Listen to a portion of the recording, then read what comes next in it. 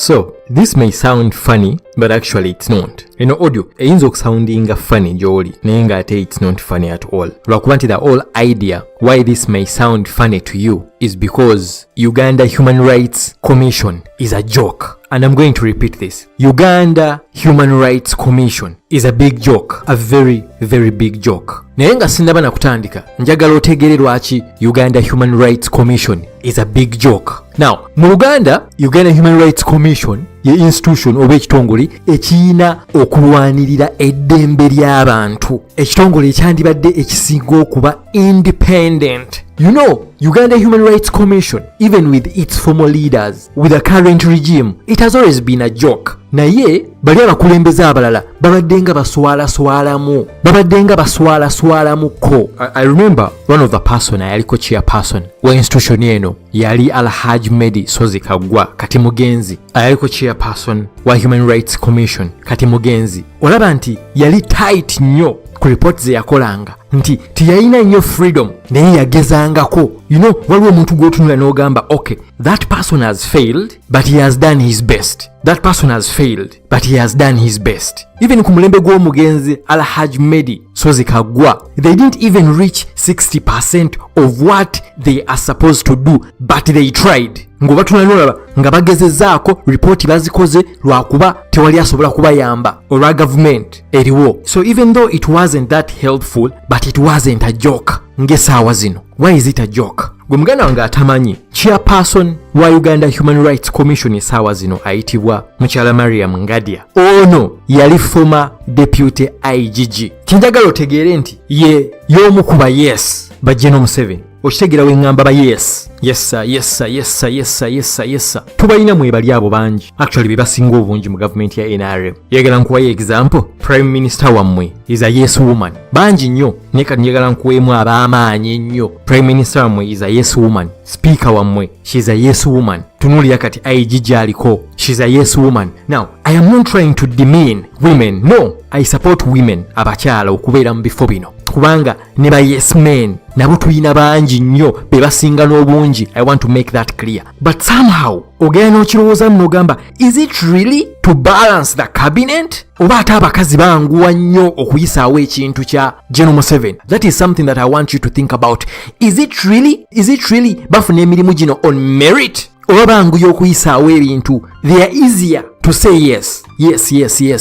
There are some competent women, don't get me wrong. Nienze nkuwadde abasatu n'abalala gye bali n'abasajja nkugambye gye bali. Naye mulimu abasajja n'awulira ekintu n'atemyamuko, you know, n'atwalamu those seconds n'atemyamuko. Kati mbaamu ne bali ba yes, ba Mr. Yes, ba Madam Yes, nga ye bamugamba ekintu tatemya na kutemya nga yes yamaze dde okuyitawo. You may ask why am I saying all this? Naye omukazi ono ataaninze Uganda Human Rights Commission to be a total joke. Nti kati n'abakikolamu ekyo ekitongole bonna, they all look like jokers. And this is why. You know the incident that happened on Tuesday recently? Ng'owekitiibwa Nadduli afiiriddwa mutabani we Jakana Nadduli. Incident yagenda maaso mu kuziika kwa Jakana Nadduli. Many people attended because Jakana was a very outspoken person. Sometimes wali osobola n'okwebuuza n'ogamba nga jja n'akuba eno n'akuba n'eri naye ng'ayogera nnyo amazima. So you expected that abantu bangi bagenda kujja, abakiriziganya ne taata we, abatakiriziganya na taata we, olw'okuba yali teyeekubidde nnyo, like yayogeranga ekituufu on every side. So opposition yafuna abantu abagikiikirira ne bagenda,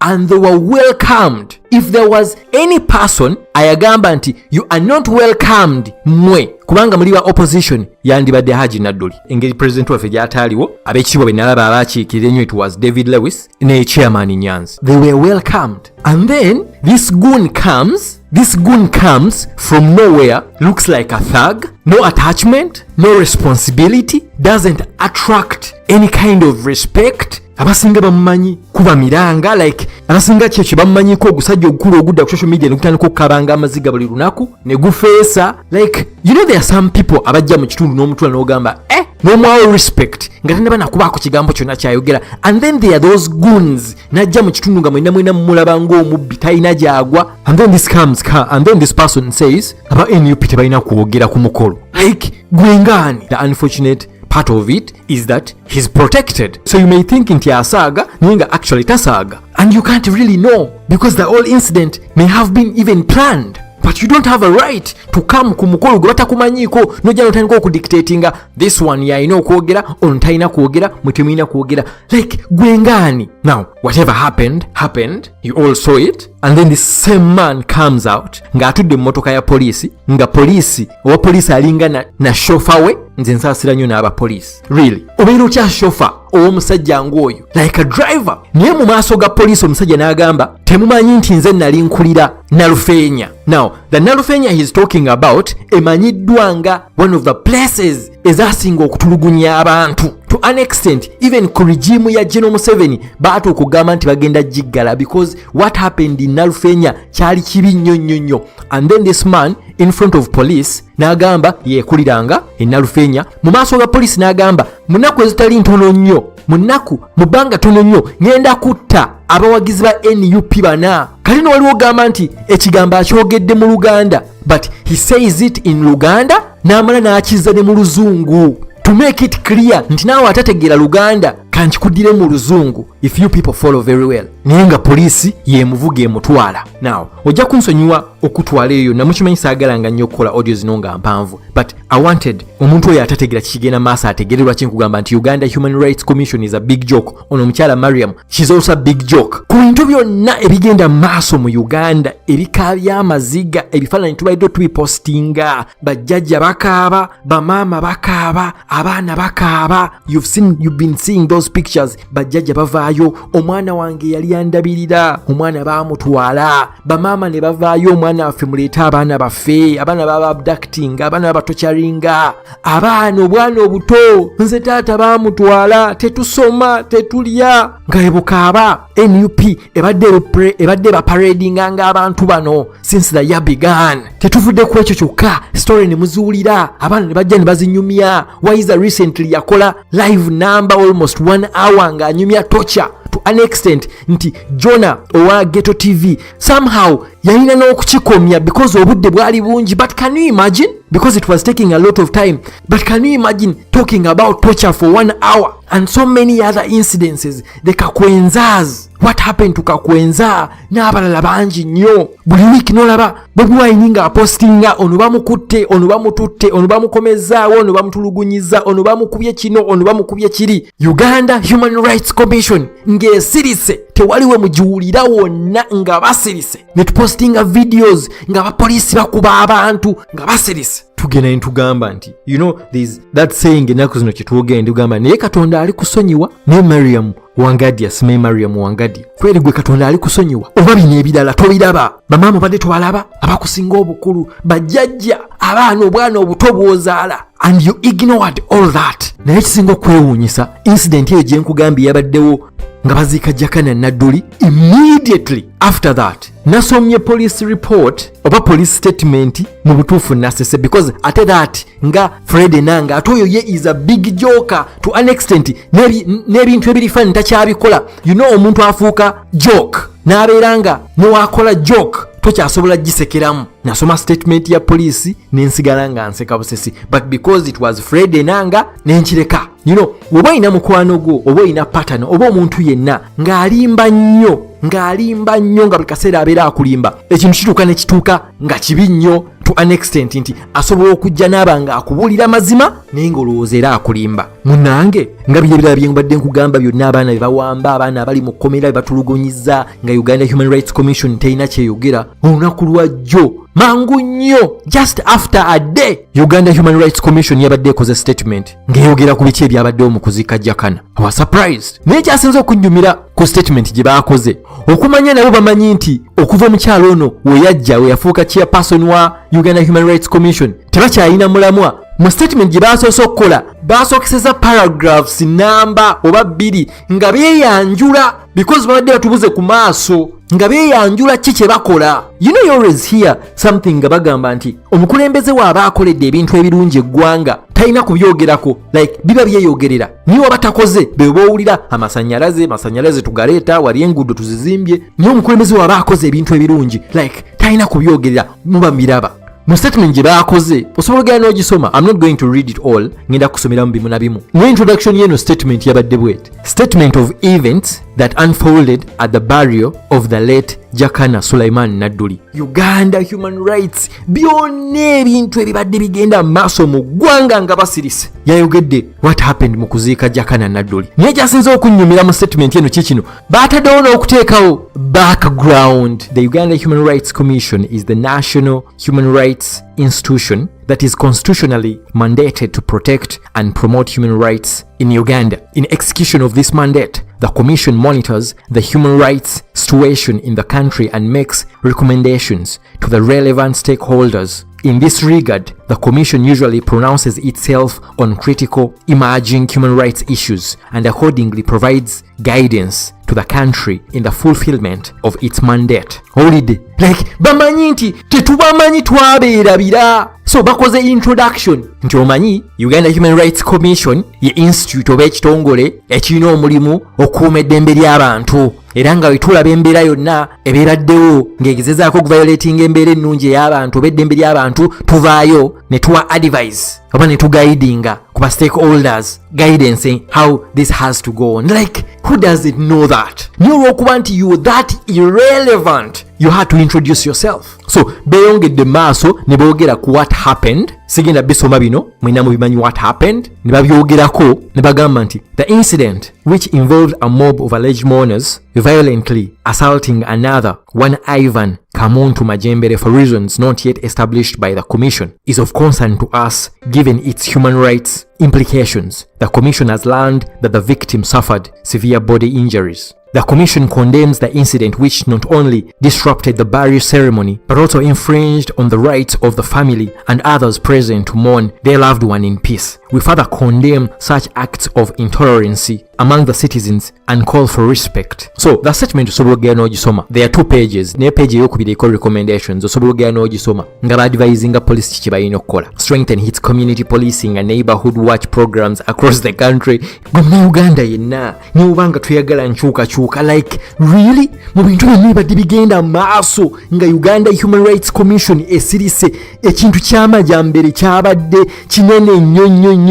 Really? Can we go back in the campaign? Or can we go back before the campaign? Can we go back to the day Bobi Wine was nominated on that nomination day? Can we go back through the old campaign? Bana Uganda twerabira nnyo nikulu mbadde saagala twerabire. Like, can we go back? What happened during the campaign, after the campaign? Biki badde bituukibwawo abantu be baakuba like mujjukira abantu abaafa because of LDU bateekawo amateeka like abantu bagondere amateeka ga COVID. Haven't you heard about women who have been raped? Haven't you heard about byonna bino ebigenda maaso abaana temubalabye? Tunula engeri gye baakubamu kakwenza, tunula engeri gye baakuba omuvubuka ono mwerabidde ow'ekaseese. Like, really? And thousands abantu be baasiba ne bajja ne bakugamba abaana bali ekitaliya tebalina musango ne bavaayo nga babakubye ne babatwakyalinga ne babasalasala emigongo ne bajjamu enjala. Abaana nga anyumya story naye nga wakulaga not only kunyumya story najja nakugamba nti byawona no naye nakunyumiza story ng'olaba n'okulaba ki ekyagenda maaso nga all the scars are still there. Naye ne muyisawo olunaku lumu ne mujja ne mukola statement ennene bweti ne mukola ne reintroduction mutubulire kiki mukola. Uganda human rights is a joke, and that lady herself, Sumei Maria Mungadia, she's also a big joke. The problem of okuteeka bano ba yes people buli wamu, I think you know why. Uganda Human Rights Commission is a big joke. Naye ate kino kibi nnyo because that is the only institution gye mba muyina. Kyenkugambye wali nti even those days nga baali tebalina kye bagesobola kukola mu biseera biri ebyabakulembeze abaaliwo, at least they conducted themselves in a way nga they do their best. Naawe omuntu wa bulijjo n'omanya n'ogamba Uganda Human Rights Commission ekola kyonna ekisingayo, ekola kyerina okukola. There are sometimes when we do our best and we fail, but you don't, it's okay to take credit then. Abasinga amadde mu ngamba Uganda empya NUP replying the statement eyo sobola okutuyamba n'ogituddiramuko. Sijja gisoma yonna because odi ejja kuba egenda kuwanvuwa nnyo naye njagala mpitemuko ebintu ebimu NUP bye replying about this statement. NUP yagambye nti statement bazirabye era police kati ne Uganda Human Rights Commission blame bagitadde kuba NUP supporters. But in the same statement, NUP egamba nti Enanga does not mention a renowned NRM thug called Majambere was the cause of the chaos, which appears to have been premeditated. The armed thug attempted to stop NUP leaders from speaking to the mourners. He loudly threatened to shoot them and provoke them with all manner of insults. The same man previously threatened to dismember several NUP leaders and supporters, including our president Robert Kyagulanyi and his wife. He has in the past attacked and assaulted many of our supporters, and nothing is ever done to him. At the burial, while seated in a police vehicle in the presence of police officers, Majambere confirmed that he has been in charge of torture cells at Nalufenya and promised to kill at least 4 NUP supporters in the name of Museveni and his son. Instead of holding him to account for these criminal actions, Enanga simply wished him a quick recovery, just like Sipopa and other regime-supported thugs who have attacked us in the past. He enjoys full protection from the state. Ebintu ebimu NUP byawandise. Enanga yakoze statement oba police statement yakoze blame yonna what happened bayitadde kuba NUP supporters. NUP egamba nti naye Enanga tamentioninga this thug ayitibwa Majambere ayatandise chaos ono yenna. Bagambye nti osanga bino byabadde nabitegeke. Majambere ng'ali armed ayine emmundu nga bwe nabagambye yagezaako okulaba nti ba NUP leaders teboogera era nga buli omu awulira n'atandika okuinsultinga abantu ba opposition loudly because he is very very arrogant. He started insulting everyone. Ebintu byagambye kola yali abikozeeko. In the past, he has insulted almost every NUP leader, including Bobi Wine and his wife, and so many other leaders. The same man, yagambye agenda kutayo bana, agenda kuta ba NUP supporters bana mu maaso ga police. Ekigambo kye yakonfaminze mu Luganda n'amana akiddamu mu Luzungu nti ngenda kuttayo bana n'amana akiddamu ne mu Luzungu. Niyo manye nanga kye yayogedde ate yagambye agenda kubatta mu manya ng'abattira Museveni ne Muhoozi. Naye nanga kye yakoze yagambye amwagaliza okuwona obulungi. Era NUP negamba nti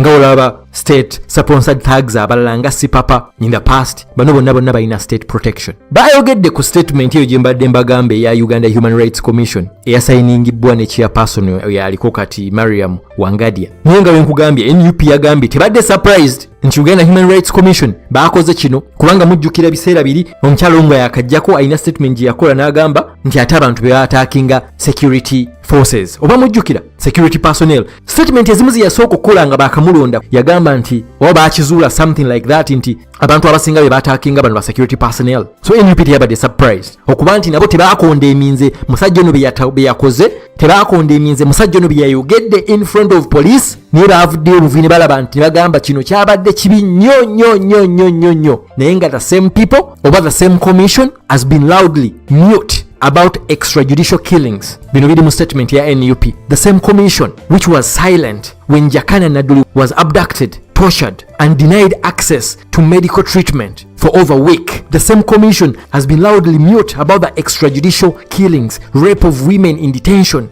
gruesome torture and other atrocities committed by the regime on our supporters. We have filed before them several complaints about gross human rights violations, but they always ignore them. And now they pretend to care about human rights? NUP mentioning negamba ngeddamu Human Rights Commission oyo mukyala that joke statement bataddewo nebagamba bino byonna byabaddewo nga baziika Nadduli, you know, Jakana Nadduli. The same commission teyina kyeyayogera we bajja ne abductinga Nadduli. Mujjukira asooka ne bamukwata for over a week nga tewali amanyi gyali. Yali mulwadde ng'owulira nti ekugulu kwe kulina kuvunda, he needed treatment. Bajja ne bamutwala, statement yegamba ne bamu torturinga again even when he was sick, ne bamudinayinga treatment for over a week. Uganda Human Rights Commission niye teyina kyeyayogerawo. The same commission eyavuddeyo kati ku Majambere ebadde quiet, bagambye loudly mute. Abantu bangi nga battibwa, extrajudicial killings, okwata abakazi abali makomera, rape of women in detention, gruesome torture and other atrocities committed by the regime on our supporters. Ebyo mbibagambye.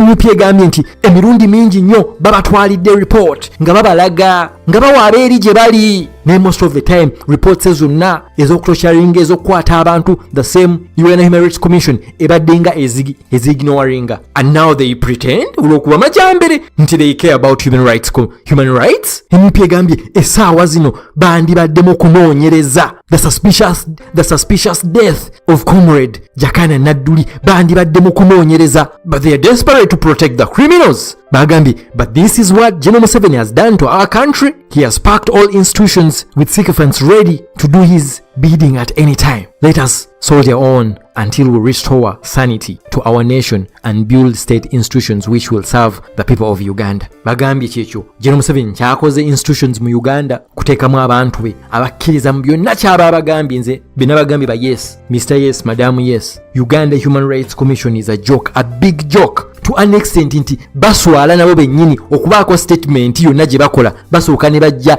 and they have to introduce themselves because babadde quiet nnyo ne bakitegeera nti ensi yabeerabira mu kino ki statement kye bakoze ekyamajambere tebatandikidde na kumulamwa. They had to introduce themselves again. Kibi nnyo ekintu ky'amajambere kino kyabaddewo mu kuziika ye incident ey'amaanyi ennyo ebaddewo mu ggwanga for the last 2 years. Oba omukyalo ono okuba yafuuka chairperson wa Uganda Human Rights Commission yeno incident ebaddewo ey'amaanyi ennyo mu Uganda. Bino bimula abaana batokyali bakakwenza baani abaana basse abakyali barepinze byonna tebadde bya makulu. Okuva omukyalo ono yafuuka Human Rights Commission chairperson ye incident y'amajambere yesinze okubaawo. Uganda zaabu, Uganda olemwa. Baagala nnyo. Peace.